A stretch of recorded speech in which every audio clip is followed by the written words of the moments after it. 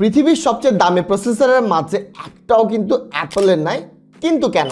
চলেন দেখি টপ 5-এ কারা কারা আছে। 5 নাম্বার পজিশনে রয়েছে মিডিয়াটেক ডাইমেনসিটি 9400। এইটার প্রাইস অ্যারাউন্ড $150 থেকে $160, যা কিনা বাংলাদেশি টাকা কনভার্ট করলে দাঁড়ায় 18,000 থেকে 20,000 টাকার মাঝে। 4 নাম্বার পজিশনে রয়েছে ডাইমেনসিটি 9500, যা কিনা এই বছরের লেটেস্ট প্রসেসর হতে যাচ্ছে এবং স্ন্যাপড্রাগন 8 Gen 3 প্রসেসর। এই দুইটা প্রসেসরের প্রাইস অ্যারাউন্ড দাঁড়ায় $180 থেকে $200 পর্যন্ত, বাংলাদেশি টাকায় 20,000 থেকে 24,000 টাকা পর্যন্ত।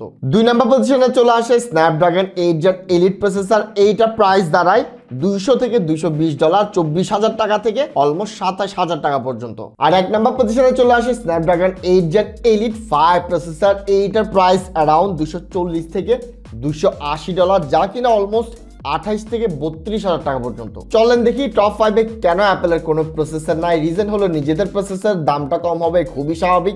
2 নাম্বার রিজনটা হলো অ্যাপলের প্রসেসর সাধারণত জিপিইউ হেভি হয় না, জিপিইউতে অত বেশি পাওয়ারফুল তারা থাকে না, যার কারণে দামটাও কম পড়ে। অ্যাজ জিপিইউ ফোকাস প্রসেসর বা চিপসেট গুলো কিন্তু অনেক বেশি প্রাইসি। আর 2025 সালে সবচেয়ে সস্তা ফ্ল্যাগশিপ প্রসেসর হলো স্যামসাং এর Exynos 2600। আর কপাল খুব বেশি খারাপ হলে স্যামসাং S26 আলট্রা কিন্তু এই চিপসেটের সাথে আমরা পেয়ে যাব ইন্ডিয়া, পাকিস্তান, বাংলাদেশ এবং আফ্রিকার মতো গরিব দেশগুলোতে।